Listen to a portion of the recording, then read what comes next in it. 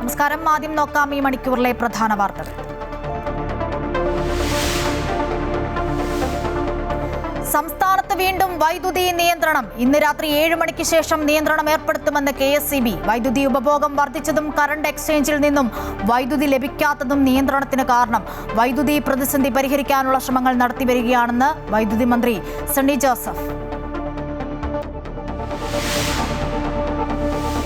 Youth Congress പ്രവർത്തകരെ മർദ്ദിച്ച case അട്ടിമറിച്ചതിൽ ADGP MR Ajith കുമാറിന് പങ്കുണ്ടെന്ന് DGP.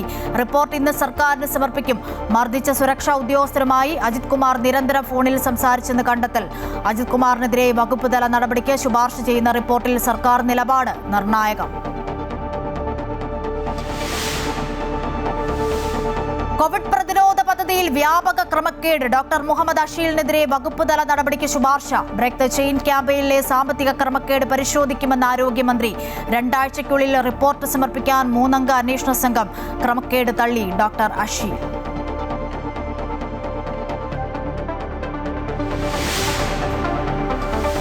കാപ്പ കേസിൽ തടവിലുള്ള തിരുവനന്തപുരം കോർപ്പറേഷൻ കൗൺസിലർ R. സുഗതന്റെ സത്യപ്രതിജ്ഞ വിയ്യൂർ ജയിലിൽ. നാളെ രാവിലെ 11 മണിക്ക് ജയിൽ സൂപ്രണ്ടിന്റെ മുറിയിൽ സത്യപ്രതിജ്ഞ നടത്താൻ ഹൈക്കോടതി ഉത്തരവ്. സൗകര്യമൊരുക്കുമെന്ന് സംസ്ഥാന സർക്കാർ. ജയിലിൽ സത്യപ്രതിജ്ഞ ചെയ്യുന്നത് സംസ്ഥാനത്ത് ആദ്യം.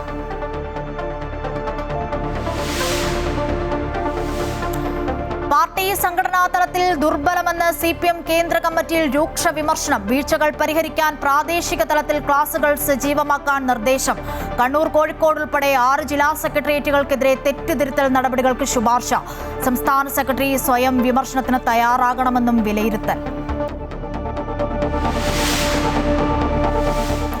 ലോർഡ്സിൽ ഇന്ത്യൻ വനിതകൾക്ക് ചരിത്ര വിജയം. ഇംഗ്ലണ്ടിനെ 270 റൺസിന് തോൽപ്പിച്ചു. ലോർഡ്സിൽ ടെസ്റ്റ് സെഞ്ചുറി നേടുന്ന ആദ്യ വനിതയെന്ന നേട്ടം സ്വന്തമാക്കി യാത്സിക ഭാട്ടിയ.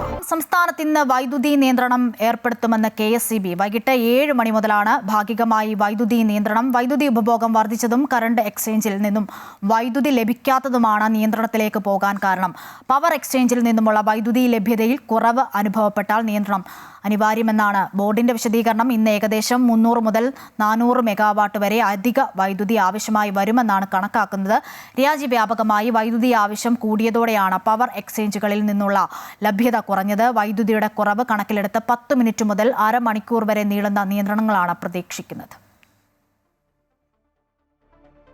സംസ്ഥാനത്ത് വൈദ്യുതി പ്രതിസന്ധി ഉണ്ടെന്ന് വൈദ്യുതി മന്ത്രി സണ്ണി ജോസഫ്. അത് പരിഹരിക്കാനുള്ള ശ്രമങ്ങൾ നടത്തിവരികയാണ്. ജലലഭ്യതയുടെ കുറവാണ് പ്രതിസന്ധിക്ക് കാരണം. സാധാരണ ലഭിക്കേണ്ട മഴ ഇക്കുറി ലഭിച്ചില്ല. ചില നിയന്ത്രണങ്ങൾ ഏർപ്പെടുത്തേണ്ടത് അനിവാര്യമെന്നും മന്ത്രി തൃശൂരിൽ പറഞ്ഞു. ലഭ്യത കുറവുണ്ട്. വൈദ്യുതിയുടെ കാര്യത്തിൽ ലഭ്യത കുറവുണ്ട്. കാരണം മഴ കുറവാണ്. ഇന്ന് ഞാൻ പാലക്കാട് പോയി, അവിടെ മഴയില്ല. തൃശ്ശൂർ വന്നവരുടെ മഴയില്ല. മഴ കുറവാണ്. അപ്പോൾ മഴ കുറയുമ്പോൾ 2 കാര്യം. ഒന്ന്, നമ്മളുടെ സംഭരണികളിലെ വെള്ളത്തിൻ്റെ അളവ് കുറയുന്നു. 1 തിങ്. സെക്കൻഡ്, ചൂട് കൂടുമ്പോൾ വൈദ്യുതിയുടെ ഉപയോഗം കൂടും. AC-യും ഫാനും കൂടുതൽ ഉപയോഗിക്കും. വൈദ്യുതിയുടെ ഉപയോഗം കൂടുന്നു. നമ്മളെ കഴിഞ്ഞ മാർച്ച്, ഏപ്രിൽ മാസങ്ങളിൽ കൊടിയ ചൂടിൻ്റെ സമയത്ത് നമ്മൾ മറ്റ് സ്റ്റേറ്റുകളിൽ നിന്ന് വൈദ്യുതി വാങ്ങിയിട്ടുണ്ട്. ആ വൈദ്യുതി നമുക്ക് കൃത്യമായിട്ട് തിരികെ കൊടുക്കണം. അത് കൊടുത്തുകൊണ്ടിരിക്കുകയാണ്. അപ്പോൾ കേരളത്തിൻ്റെ പോരായ്മ പരിഹരിക്കാൻ കൂടുതൽ വില നൽകി നമ്മൾ മറ്റ് സ്ഥലങ്ങളിൽ നിന്ന് വൈദ്യുതി ഇപ്പം വാങ്ങിക്കൊണ്ടിരിക്കുകയാണ്. അങ്ങനെ വാങ്ങി ഫുട്ബോൾ സമയത്തും രാത്രിയിലെ പീക്ക് ടൈമിലും വൈദ്യുതി സപ്ലൈ ചെയ്യാനുള്ള നടപടികളാണ് ഇപ്പോൾ സ്വീകരിച്ചു വരുന്നത്. ADGP MR അജിത് കുമാറിനെതിരായ അന്വേഷണ റിപ്പോർട്ട് സംസ്ഥാന പോലീസ് മേധാവി ഇന്ന് ആഭ്യന്തര വകുപ്പിന് കൈമാറും. നവകേരള യാത്രയ്ക്കിടെ യൂത്ത് കോൺഗ്രസ് പ്രവർത്തകരെ മർദ്ദിച്ച കേസ് MR അജിത് കുമാർ അട്ടിമറിച്ചുവെന്നാണ് റിപ്പോർട്ട്. അജിത് കുമാറിനെതിരെ വകുപ്പ് തല നടപടിക്ക് ശുപാർശ ചെയ്യുന്ന റിപ്പോർട്ടിൽ സർക്കാർ നിലപാട് നിർണായകമാണ്. DGP സ്ഥാനക്കയറ്റ പട്ടികയിൽ ഇടം നേടാനിരിക്കെയാണ് MR അജിത് കുമാറിനെതിരെ നടപടി വരുന്നത്. നവകേരള യാത്ര നടക്കവേ ആലപ്പുഴയിൽ വെച്ച് കരിങ്കൊടി കാട്ടിയ യൂത്ത് കോൺഗ്രസ് പ്രവർത്തകരെ മർദ്ദിച്ച മുഖ്യമന്ത്രി സുരക്ഷാ ഉദ്യോഗസ്ഥർക്കെതിരെ കോടതി നിർദ്ദേശപ്രകാരം അന്ന് കേസെടുത്തിരുന്നു. എന്നാൽ ആ കേസ് അട്ടിമറിക്കാൻ ഉന്നത ഉദ്യോഗസ്ഥനായ ADGP MR അജിത് കുമാർ ഇടപെട്ടിരുന്നു എന്നാണ് പിന്നീട് SIT സംഘത്തോട് അന്വേഷണ ഉദ്യോഗസ്ഥർ മൊഴി നൽകിയത്. ADGP ഓഫീസിൽ വിളിച്ചു വരുത്തി MR അജിത് കുമാർ റിപ്പോർട്ട് തിരുത്താൻ ആവശ്യപ്പെട്ടു എന്നാണ് ഉദ്യോഗസ്ഥർ വെളിപ്പെടുത്തിയത്. ഗുരുതര കുറ്റകൃത്യമാണ് അജിത് കുമാറിന്റെ ഭാഗത്തു നിന്നുണ്ടായതെന്ന് ചൂണ്ടിക്കാട്ടി SIT ആഴ്ചകൾക്ക് മുമ്പ് DGPക്ക് റിപ്പോർട്ട് സമർപ്പിച്ചിരുന്നു. എന്നാൽ സർക്കാർ നടപടി വൈകുന്നതിൽ പാർട്ടിക്കുള്ളിൽ നിന്ന് തന്നെ വിമർശനം ഉയർന്നിരുന്നു. ഏത് സർക്കാർ ഭരിച്ചാലും എം.ആർ. അജിത്കുമാറിന് സുരക്ഷയൊരുക്കുമെന്ന വിമർശനമാണ് ആഭ്യന്തര വകുപ്പ് നേരിട്ടത്. യൂത്ത് കോൺഗ്രസ് പ്രവർത്തകരെ ക്രൂരമായി മർദ്ദിച്ച കേസിൽ സർക്കാർ അധികാരത്തിൽ വന്ന ആദ്യ മന്ത്രിസഭാ യോഗത്തിലെടുത്ത സുപ്രധാന തീരുമാനമായിരുന്നു പുനരന്വേഷണം. റിപ്പോർട്ട് വന്നിട്ടും നടപടി സ്വീകരിക്കാത്തതിൽ വിമർശനം ശക്തമായതോടെയാണ് നിയമോപദേശം തേടിയ ശേഷം DGP റിപ്പോർട്ട് കൈമാറുന്നത്.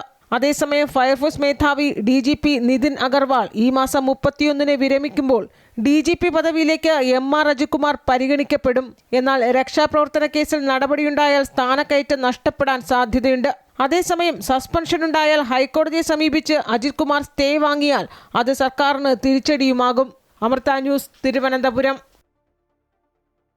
കോവിഡ് കാലത്തെ ബ്രേക്ക് ദി ചെയിൻ പദ്ധതിയിൽ സാമ്പത്തിക ക്രമക്കേടും വീഴ്ചയും കണ്ടെത്തി AGയുടെ റിപ്പോർട്ട്. സാമൂഹിക സുരക്ഷാ മിഷൻ മുൻ എക്സിക്യൂട്ടീവ് ഡയറക്ടർ ഡോക്ടർ മുഹമ്മദ് അഷീലിനെതിരെ നടപടിക്ക് ശുപാർശ.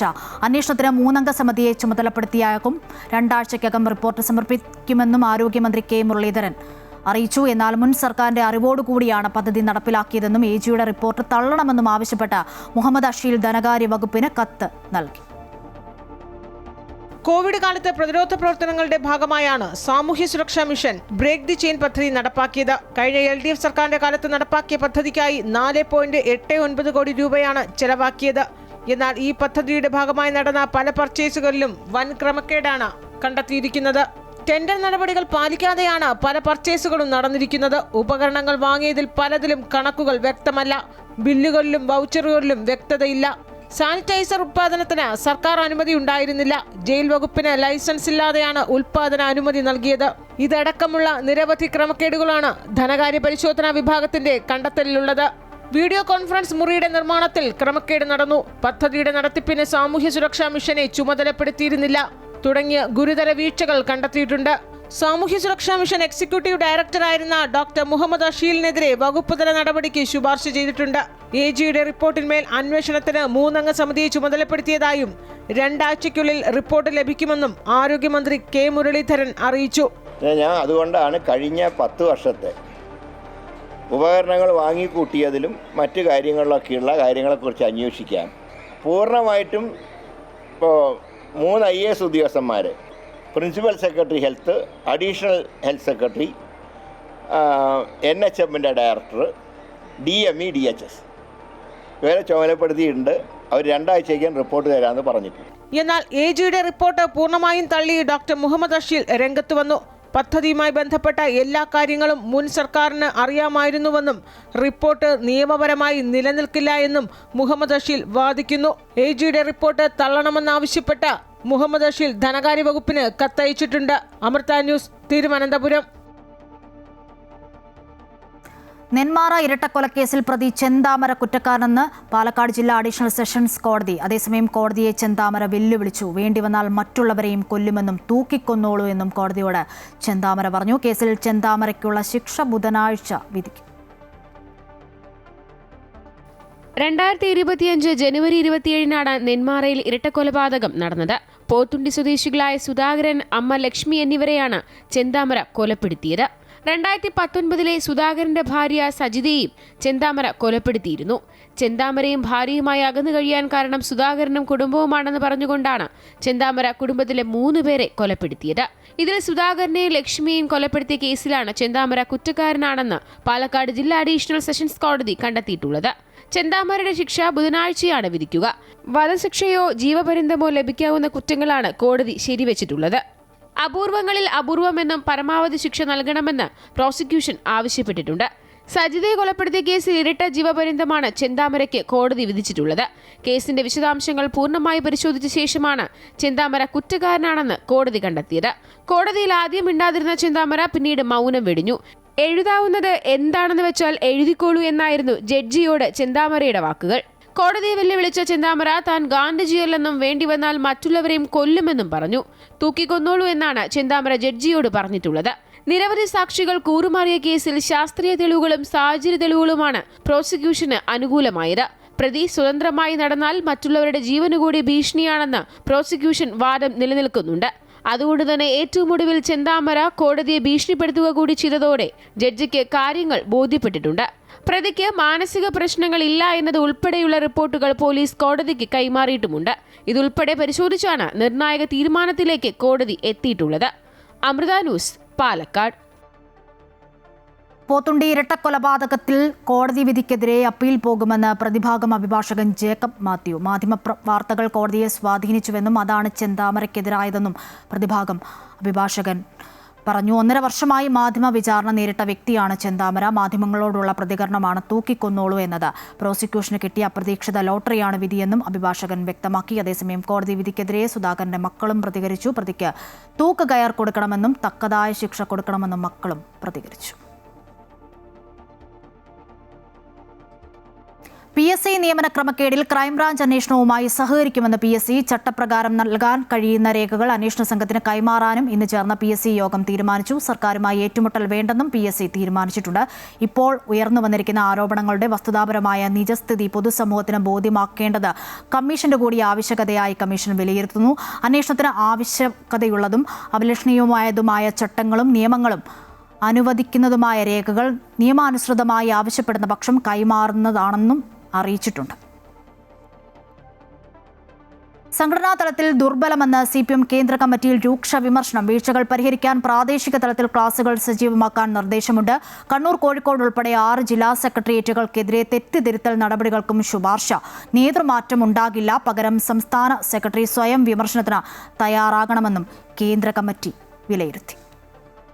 തെരഞ്ഞെടുപ്പ് പരാജയത്തിൽ നേതൃത്വത്തിനെതിരെ രൂക്ഷ വിമർശനമാണ് CPM കേന്ദ്ര കമ്മിറ്റിയിൽ ഉണ്ടായത്. തെരഞ്ഞെടുപ്പ് തോൽവിയിൽ കൂട്ടുത്തരവാദിത്വമെന്നായിരുന്നു സംസ്ഥാന ഘടകം തയ്യാറാക്കിയ അവലോകന റിപ്പോർട്ട്. എന്നാൽ സ്ഥാനാർത്ഥി നിർണയത്തിൽ ഉയർന്ന പരാതികൾക്ക് നേരെ മുഖം തിരിച്ചതും നേതാക്കളുടെ പ്രതികരണത്തിലെ ധാർഷ്ട്യവുമാണ് തിരിച്ചടിക്ക് കാരണമെന്ന് ചില നേതാക്കൾ തുറന്നടിച്ചു. സംഘടനയ്ക്കുള്ളിൽ ആഴത്തിലുള്ള തിരുത്തലും ശൈലീമാറ്റവും അനിവാര്യമാണെന്ന് ചർച്ച നടന്നെങ്കിലും നേതൃമാറ്റം സംബന്ധിച്ച് നിലവിൽ ചർച്ച നടന്നില്ല. പകരം സംസ്ഥാന സെക്രട്ടറി MV ഗോവിന്ദൻ ഉൾപ്പെടെയുള്ള നേതാക്കൾ സ്വയം വിമർശനത്തിന് തയ്യാറാകണമെന്ന് കേന്ദ്ര കമ്മിറ്റി അഭിപ്രായപ്പെട്ടു. കണ്ണൂർ, കോഴിക്കോട് ഉൾപ്പെടെ 6 ജില്ലാ സെക്രട്ടേറിയറ്റുകൾക്കെതിരെ തെറ്റുതിരുത്തൽ നടപടികൾക്കും ശുപാർശ ചെയ്തു. നടപടികൾ മേൽഘടകങ്ങളിൽ റിപ്പോർട്ട് ചെയ്യണം. സ്ഥാനമോഹികളെ കണ്ടെത്തി നീക്കം ചെയ്യാനും പ്രവർത്തകരുടെ ആത്മവിശ്വാസം വീണ്ടെടുക്കാൻ നേതാക്കൾ നേരിട്ടിറങ്ങണമെന്നും തീരുമാനിച്ചു. നിലവിൽ നേതാക്കളുടെ പരസ്യ പ്രതികരണങ്ങളിൽ ജനറൽ സെക്രട്ടറി MA ബേബി പരോക്ഷമായ അതൃപ്തി രേഖപ്പെടുത്തിയിരുന്നു. അമൃത ന്യൂസ്, ന്യൂഡൽഹി. G. സുധാകരനെതിരെ വീണ്ടും CPM. അമ്പലപ്പുഴ തോട്ടപ്പള്ളിയിൽ സുധാകരന്റെ പ്രസംഗം തടസ്സപ്പെടുത്തി CPM പ്രവർത്തകർ. പാടശേഖര സമിതിയുടെ പരിപാടി ഉദ്ഘാടനം ചെയ്യുന്നതിനിടെ സുധാകരൻ CPM വിമർശനം ഉന്നയിച്ചപ്പോഴാണ് സദസ്സിലുണ്ടായിരുന്ന ചില CPM പ്രവർത്തകർ എതിർപ്പ് അറിയിച്ചത്. MLA ഓഫീസിലേക്ക് CPM സംഘടിപ്പിച്ച മാർച്ചിനെതിരെ സുധാകരൻ പൊതുവേദിയിൽ പ്രസംഗിച്ചിരുന്നു. ഇതിന് പിന്നാലെയാണ് പാടശേഖര സമിതിയുടെ പരിപാടിയിലെ പ്രതിഷേധം. കഴിഞ്ഞ കുറച്ച് ദിവസങ്ങളായി G. സുധാകരനും CPM പ്രവർത്തകരും തമ്മിലുള്ള കൊമ്പുകോർക്കൽ തുടരുകയാണ്. MLA എന്ന നിലയിൽ സുധാകരൻ പങ്കെടുക്കുന്ന പരിപാടികളിൽ CPMനെ അധിക്ഷേപിക്കുന്നത് തുടർന്നാൽ ശക്തമായി പ്രതികരിക്കുമെന്ന് നേതൃത്വം മുന്നറിയിപ്പ് നൽകിയിരുന്നു. എന്നാൽ CPM നൽകിയ മുന്നറിയിപ്പ് G. സുധാകരൻ ഗൗനിച്ചിട്ടില്ല. വീണ്ടും ശക്തമായി രാഷ്ട്രീയ വിമർശനം തുടർന്നതോടെയാണ് പ്രസംഗം തടസ്സപ്പെടുത്തുന്ന സ്ഥിതിയിലേക്ക് എത്തിയത്. CPM നേതാക്കൾ വയോജന പാഠശാലയിൽ പോയി വിദ്യാഭ്യാസം നേടണമെന്നും ജനങ്ങളോട് പെരുമാറുന്നത് എങ്ങനെയെന്ന് പഠിക്കണമെന്നും സുധാകരൻ കഴിഞ്ഞ ദിവസം വിമർശിച്ചിരുന്നു. അതേസമയം ക്ഷമിക്കുന്നതിന് പരിധിയുണ്ടെന്നും ജനങ്ങൾ കൈകാര്യം ചെയ്യുമെന്നുമാണ് G. സുധാകരന് CPM ജില്ലാ സെക്രട്ടറി R. നാസർ കഴിഞ്ഞ ദിവസം നൽകിയ മുന്നറിയിപ്പ്. സുധാകരനോടുള്ള അവധാനതയോടെയുള്ള പ്രതികരണം ദൗർബല്യമായി കാണരുതെന്നും CPM നേതാക്കൾ മുന്നറിയിപ്പിൽ വ്യക്തമാക്കിയിരുന്നു. എന്നാൽ CPM നൽകിയ താക്കീത് സുധാകരനെ കൂടുതൽ പ്രകോപിപ്പിച്ചിരിക്കുകയാണ്. 6 പതിറ്റാണ്ടിന് മുകളിൽ CPMൽ പ്രവർത്തിച്ച ശേഷം പാർട്ടി വിട്ട മുതിർന്ന നേതാവിനെതിരെ പുതിയ നേതൃത്വം പോരിനിറങ്ങുമ്പോൾ ആലപ്പുഴയിലെ ഈ രാഷ്ട്രീയ പോരാട്ടം കൂടുതൽ സങ്കീർണമാവുകയാണ്. G. സുധാകരൻ CPM പോര് ആളിക്കത്തുമ്പോൾ ഇനി കേന്ദ്ര സംസ്ഥാന നേതൃത്വം സ്വീകരിക്കുന്ന നിലപാട് എന്താകുമെന്നാണ് കണ്ടറിയേണ്ടത്. അമൃത ന്യൂസ്, ആലപ്പുഴ. കണ്ണൂർ അഞ്ചരക്കണ്ടിയിൽ ഡെന്റൽ വിദ്യാർത്ഥി നിതിൻ രാജിന്റെ ആത്മഹത്യയിൽ ആരോപണ വിധേയനായ അധ്യാപകൻ ഡോക്ടർ MK റാമിന്റെ മുൻകൂർ ജാമ്യാപേക്ഷ സുപ്രീം കോടതി തള്ളി. വിദ്യാർത്ഥികളോട് അധ്യാപകൻ ഇങ്ങനെയാണോ പെരുമാറേണ്ടതെന്ന് റാമിന്റെ അഭിഭാഷകനോട് കോടതി ചോദിച്ചു. മനുഷ്യത്വരഹിതമെന്ന വാക്ക് മാത്രമാണ് മനസ്സിൽ വരുന്നതെന്നും കോടതി പറഞ്ഞു. റാമിന്റെ മുൻകൂർ ജാമ്യാപേക്ഷ തള്ളി ഹൈക്കോടതി ഉത്തരവ് സുപ്രീം കോടതി ശരിവെച്ചു. അധ്യാപകൻ 3 മാസമായി ഒളിവിലാണെന്ന് സർക്കാർ സുപ്രീം കോടതിയിൽ അറിയിച്ചിരുന്നു. പ്രവർത്തികളുടെ അനന്തരഫലങ്ങൾ അധ്യാപകൻ തിരിച്ചറിയണമെന്നും കോടതി നിരീക്ഷിച്ചു. അയോധ്യ രാമക്ഷേത്രത്തിലെ സംഭാവന ക്രമക്കേടിൽ ശ്രീരാമ ജന്മഭൂമി തീർത്ഥ ട്രസ്റ്റിന് നോട്ടീസ് അയച്ച് സുപ്രീം കോടതി. രാമക്ഷേത്രത്തിലെ ക്രമക്കേടിൽ കോടതിയുടെ മേൽനോട്ടത്തിൽ സ്വതന്ത്ര അന്വേഷണം ആവശ്യപ്പെട്ടിട്ടുള്ള ഹർജിയിലാണ് നടപടി.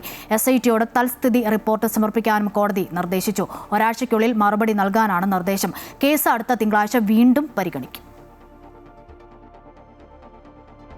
തിരുവിതാംകൂർ ദേവസ്വം നിയമനങ്ങളിൽ ഉൾപ്പെടെ സർക്കാരിന് സ്വാതന്ത്ര്യമുണ്ടാകണമെന്ന് മന്ത്രി കെ മുരളീധരൻ. താഴ്മൺ തന്ത്രി സംശയത്തിന്റെ നിഴലിലാണെന്നും അദ്ദേഹം പറഞ്ഞു. ശബരിമല തന്ത്രി സ്ഥാനത്ത് നിന്നും താഴ്മൺ കുടുംബം സ്വയം ഒഴിവാകണമെന്നും അല്ലെങ്കിൽ അവരെ മാറ്റണമെന്നും BJP സംസ്ഥാന ഉപാധ്യക്ഷൻ ഡോക്ടർ KS രാധാകൃഷ്ണനും നിലപാട് വ്യക്തമാക്കി.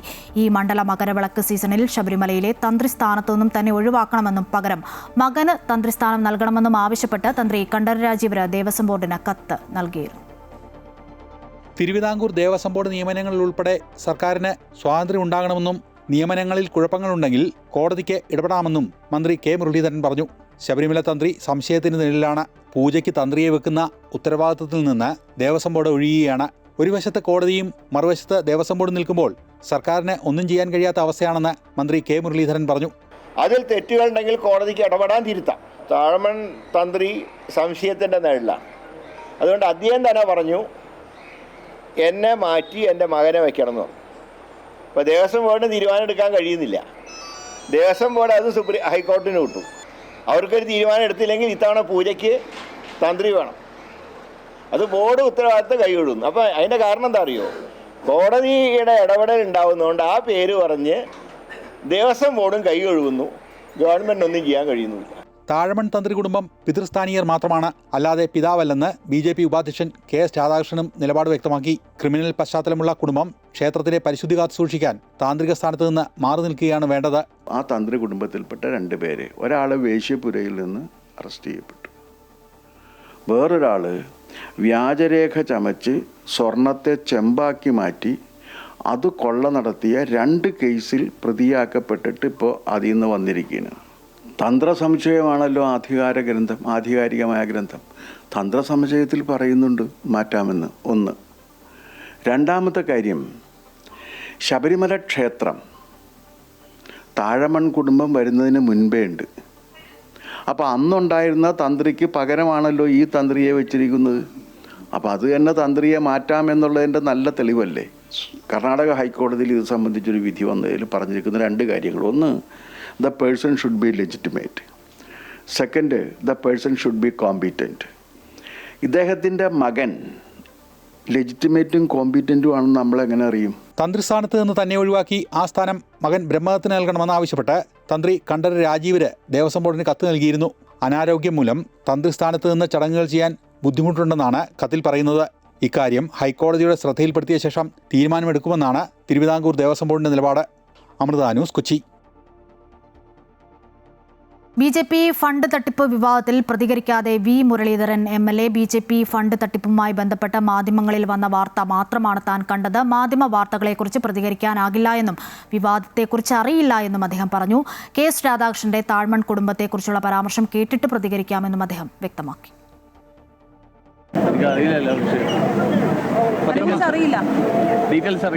പത്രമാധ്യമങ്ങളുടെ നിങ്ങൾ എഴുതുന്നത് വായിച്ചാൽ അത് നിങ്ങൾക്ക് എല്ലാവർക്കും അറിയാം. രാജി ചന്ദ്രശേഖർ ഫേസ്ബുക്കിലൂടെ സമ്മതിച്ച കാര്യമാണിത്. അല്ല, അതെല്ലാം നിങ്ങൾക്ക് എല്ലാവർക്കും അറിയുന്നതല്ലേ.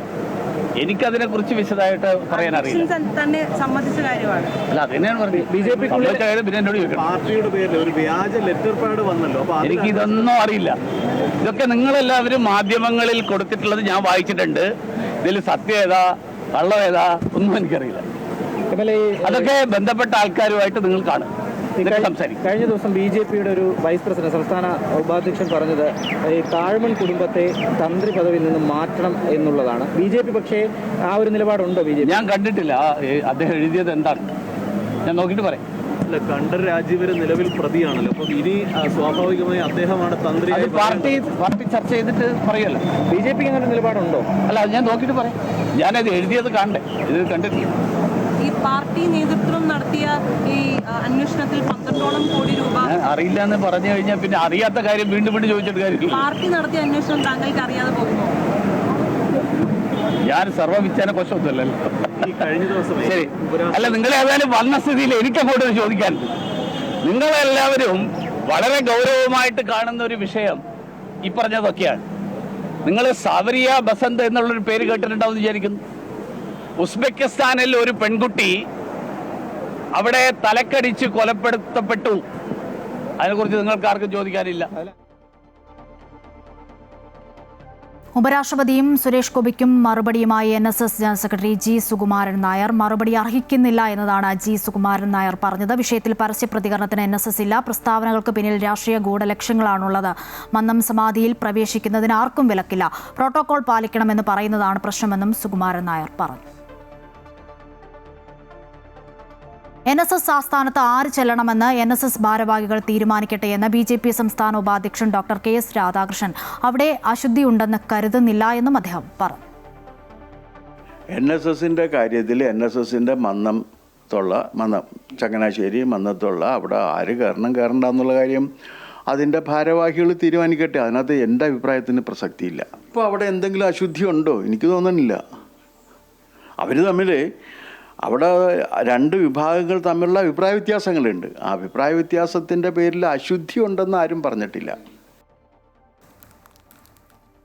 പൗരത്വ നിർണയം ന്യായവും സുതാര്യവുമാകണമെന്ന് സുപ്രീം കോടതി. അസമിൽ 27 പേരെ വിദേശികളായി പ്രഖ്യാപിച്ച് ട്രൈബ്യൂണൽ ഉത്തരവ് റദ്ദാക്കിക്കൊണ്ടായിരുന്നു കോടതിയുടെ നിരീക്ഷണം.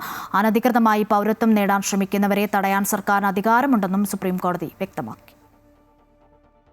പൗരത്വം നിർണ്ണയിക്കുന്നത് തികച്ചും ന്യായവും സുതാര്യവുമായ നടപടിയിലൂടെയാകണമെന്ന് സുപ്രീം കോടതി വ്യക്തമാക്കി. അസമിൽ പൗരത്വമില്ലെന്ന് കണ്ടെത്തിയതിനാൽ വിദേശികളായി പ്രഖ്യാപിച്ചവർ സമർപ്പിച്ച ഹർജി പരിഗണിക്കവെയാണ് കോടതിയുടെ നിർദ്ദേശം. 27 പേരെ വിദേശികളായി പ്രഖ്യാപിച്ച അസം ഫോറിനേഴ്സ് ട്രൈബ്യൂണലിന്റെ ഉത്തരവും അത് ശരിവെച്ച ഗുവാഹത്തി ഹൈക്കോടതി വിധിയും സുപ്രീം കോടതി റദ്ദാക്കി. കേസുകൾ വീണ്ടും പരിഗണിക്കാൻ ഫോറിനേഴ്സ് ട്രൈബ്യൂണലുകളിലേക്ക് കോടതി തിരിച്ചയച്ചു. ട്രൈബ്യൂണൽ വീണ്ടും കേസ് കേൾക്കുന്നതുവരെ ഇവർക്കെതിരെ നടപടി സ്വീകരിക്കരുതെന്നും കോടതി വ്യക്തമാക്കി. പൗരത്വം ഭരണഘടനാപരമായി വലിയ പ്രാധാന്യമുള്ള കാര്യമാണെന്നും ജസ്റ്റിസ് വിക്രംനാഥ്, ജസ്റ്റിസ് സന്ദീപ് മേത്ത എന്നിവരടങ്ങിയ ബെഞ്ച് ചൂണ്ടിക്കാട്ടി. എന്നാൽ അനധികൃതമായി പൗരത്വം നേടാൻ ശ്രമിക്കുന്നവരെ തടയാൻ സർക്കാരിന് അധികാരമുണ്ടെന്നും സുപ്രീം കോടതി വ്യക്തമാക്കി.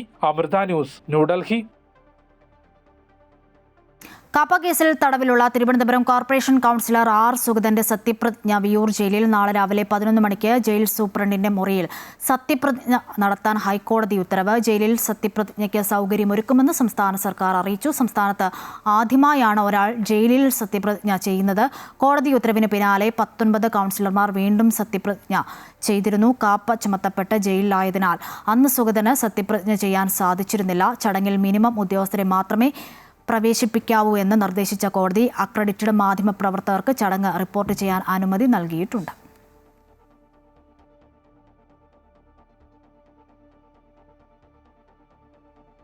AICC പറയുന്നതുവരെ KPCC പ്രസിഡന്റ് സ്ഥാനത്ത് തുടരുമെന്ന് സണ്ണി ജോസഫ്. മന്ത്രിയായും KPCC പ്രസിഡന്റായുമുള്ള ചുമതലകൾ ഭംഗിയായി നിർവഹിക്കുന്നുണ്ട്. താൻ ഇപ്പോഴും പാലക്കാട് DCC ഓഫീസിൽ കയറിയിട്ടാണ് ഇങ്ങോട്ട് വന്നത്. പ്രസിഡന്റ് മാറണമെന്ന നിങ്ങളുടെ വ്യാകുലതകൾ അംഗീകരിക്കുന്നു. സർക്കാർ അധികാരത്തിൽ വന്നിട്ട് 2 മാസമല്ലേ ആയുള്ളൂ എന്നും സണ്ണി ജോസഫ് തൃശൂരിൽ പ്രതികരിച്ചു. അവർക്ക് പകരക്കാരെ കണ്ടെത്താൻ പാർട്ടി നേതൃത്വം ആലോചിച്ച് സമയത്ത് തീരുമാനമെടുക്കും. ബോർഡ് കോർപ്പറേഷൻ നിയമനങ്ങളും അത് ആലോചിക്കും. തിരക്കില്ലല്ലോ, 2 മാസമായിട്ടില്ലല്ലോ.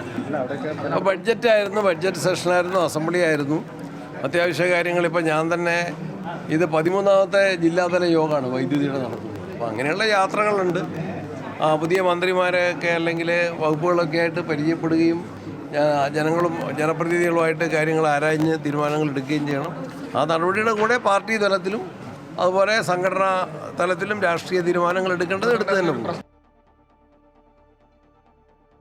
കൊച്ചിയിൽ കൂട്ടപ്പിരിച്ചുവിടൽ നടത്തിയ ടാൾറോപ്പ് കമ്പനിക്കെതിരെ കേന്ദ്ര അന്വേഷണ ഏജൻസികൾക്ക് പരാതി നൽകാനൊരുങ്ങി ജീവനക്കാരും നിക്ഷേപകരും. 300ഓളം നിക്ഷേപകരാണ് കമ്പനിക്കുള്ളത്. പ്രമുഖ രാഷ്ട്രീയ നേതാക്കൾക്കടക്കം തട്ടിപ്പിൽ പങ്കുണ്ടെന്ന് നിക്ഷേപകർ ആരോപിച്ചു. 20ഓളം സബ് കമ്പനികൾ ടാൾറോപ്പിന് കീഴിൽ പ്രവർത്തിക്കുന്നുണ്ടെന്ന് ജീവനക്കാരും ചൂണ്ടിക്കാട്ടുന്നു. തൃക്കാക്കരയിൽ പ്രവർത്തിച്ചിരുന്ന ടാൽറോപ്പ് കമ്പനിക്കെതിരെ കേന്ദ്ര അന്വേഷണ ഏജൻസികളായ EDയെയും NIAയെയും സമീപിക്കാനൊരുങ്ങുകയാണ് ജീവനക്കാരും നിക്ഷേപകരും. 300ഓളം നിക്ഷേപകരാണ് കമ്പനിക്ക് പണം നൽകിയിട്ടുള്ളത്.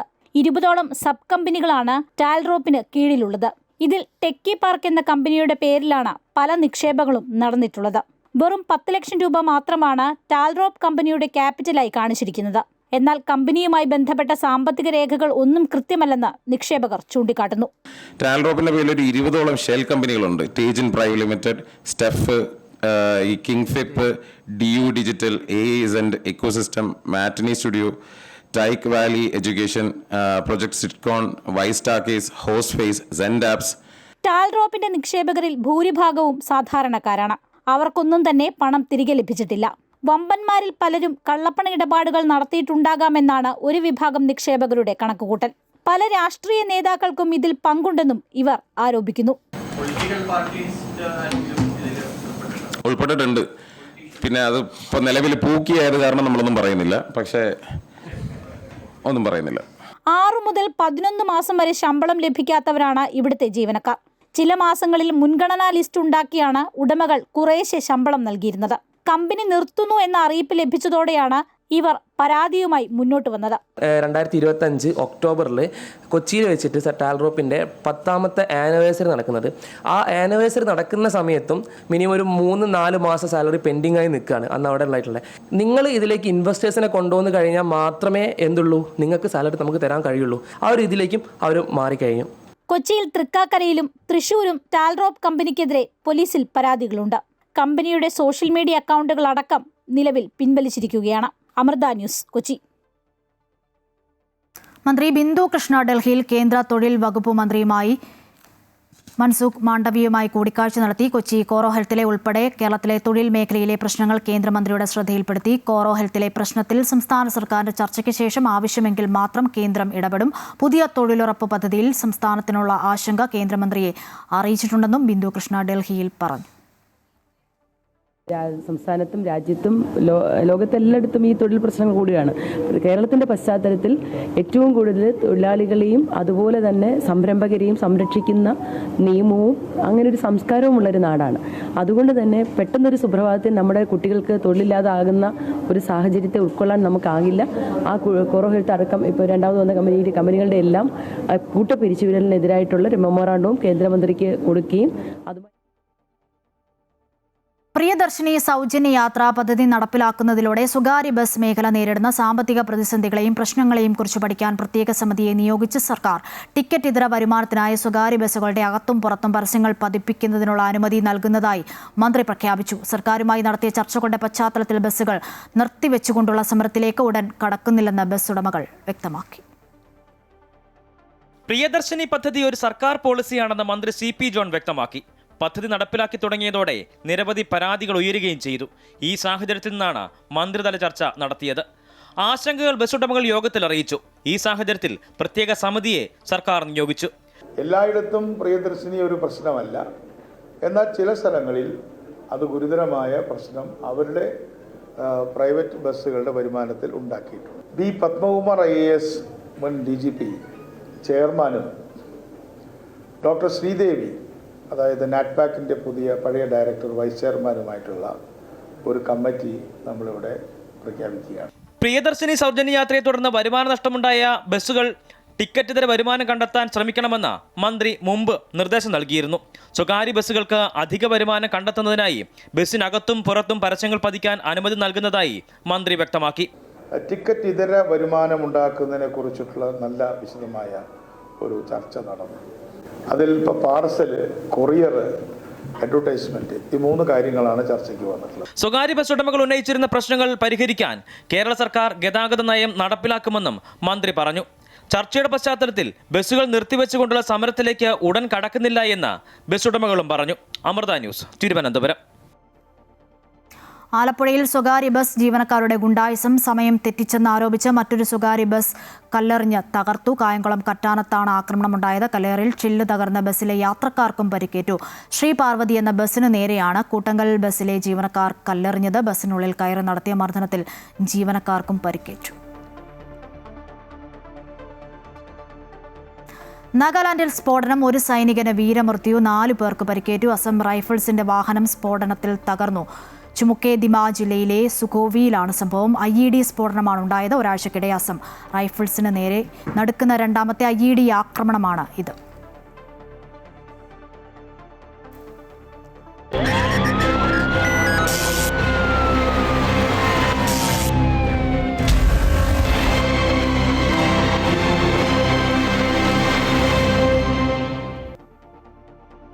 ഓപ്പറേഷൻ തണ്ടറിന്റെ ഭാഗമായി തൃശൂരിൽ കഞ്ചാവ് പിടികൂടി. ഒഡീഷ സ്വദേശി സഞ്ജീബിൽ നിന്നുമാണ് 5 കിലോ കഞ്ചാവ് പിടികൂടിയത്. റേഞ്ച് എക്സൈസ് ഇൻസ്പെക്ടർ സിജോ വർഗീസിന്റെ നേതൃത്വത്തിൽ നടത്തിയ പരിശോധനയിലാണ് പ്രതി പിടിയിലാകുന്നത്.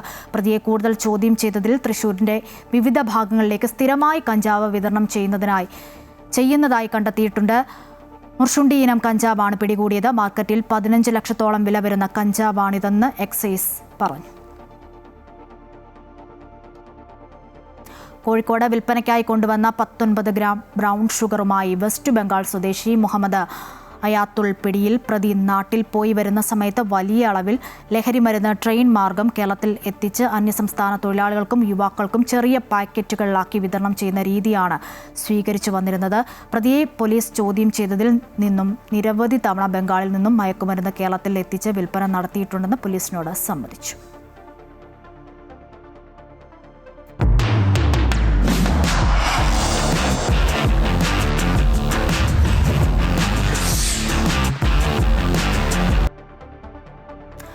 ഫുട്ബോൾ ചരിത്രത്തിലെ ഏറ്റവും തീവ്രമായ വൈരങ്ങളിലൊന്നാണ് അർജന്റീനയും ഇംഗ്ലണ്ടും തമ്മിലുള്ള മത്സരം. വിവാദമായ ദൈവത്തിന്റെ കൈ എന്ന് പേരുകേട്ട ഗോളും പിന്നീട് നൂറ്റാണ്ടിന്റെ ഗോൾ എന്ന് വിശേഷിക്കപ്പെട്ട മാന്ത്രിക ഗോളും പിറന്നത് മുൻപ് ഇംഗ്ലണ്ടും അർജന്റീനയും തമ്മിൽ ഏറ്റുമുട്ടിയപ്പോഴായിരുന്നു. ഇത്തവണ സെമിയിൽ ഇരു ടീമുകളും നേർക്കുനേർ എത്തുമ്പോൾ ആരാധകർ ആശങ്കയിലും ആവേശത്തിലുമാണ്.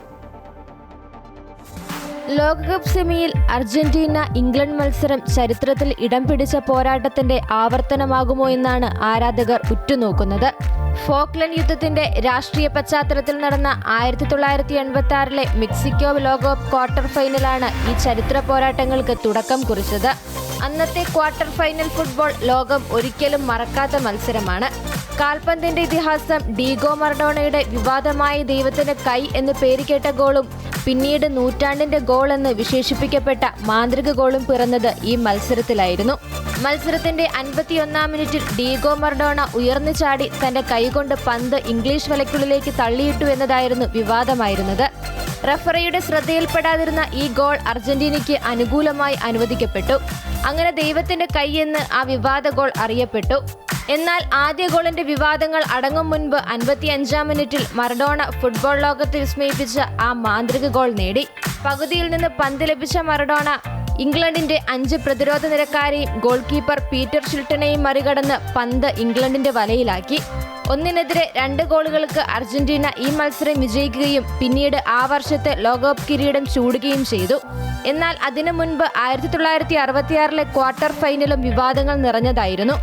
ആ മത്സരത്തിൽ ഇംഗ്ലണ്ട് 1-0 അർജന്റീനയെ തോൽപ്പിച്ചു. അർജന്റീന ക്യാപ്റ്റൻ അന്റോണിയോ റാറ്റിന്റെ ചുവപ്പ് കാർഡ് ഏറെ ചർച്ചയായിരുന്നു.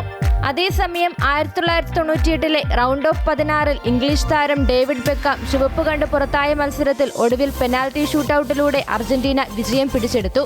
അതേസമയം കാലം കാത്തുവെച്ച പോലെ 2002 ഗ്രൂപ്പ് ഘട്ടത്തിൽ ബെക്കാമിന്റെ പെനാൽറ്റി ഗോളിലൂടെ ഇംഗ്ലണ്ട് അർജന്റീനയെ 1-0 പരാജയപ്പെടുത്തി തിരിച്ചടി നൽകി. ആദ്യ പകുതിയുടെ അവസാന നിമിഷത്തിൽ മൈക്കൽ ഓവനെ അർജന്റീന ബോക്സിൽ വീഴ്ത്തിയതിനെ തുടർന്ന് ലഭിച്ച penalty England captain David Beckham ഗോളാക്കി മാറ്റുകയായിരുന്നു. ഈ വിജയം 1998 ലോകകപ്പിൽ അർജന്റീനയോടേറ്റ തോൽവിക്കും ബെക്കാമിന് നേരിടേണ്ടി വന്ന റെഡ് കാർഡ് വിവാദത്തിനും മധുരമായ പ്രതികാരമായി മാറി. ഇത്തവണ ആവേശകരമായ ഏറ്റുമുട്ടലാകും ഇരു ടീമുകളും കാഴ്ചവെക്കുക. ഇത്തവണ സൂപ്പർ താരം ലയണൽ മെസ്സിയുടെ നേതൃത്വത്തിലുള്ള അർജന്റീന സ്വിറ്റ്സർലൻഡിനെ അധിക സമയത്ത് കീഴടക്കിയാണ് സെമിയിലേക്ക് മുന്നേറിയത്. അതേസമയം നോർവേയെ അട്ടിമറിച്ചാണ് ഇംഗ്ലണ്ട് സെമി ഫൈനൽ ബെർത്ത് ഉറപ്പിച്ചത്. Sports desk, Amrita news.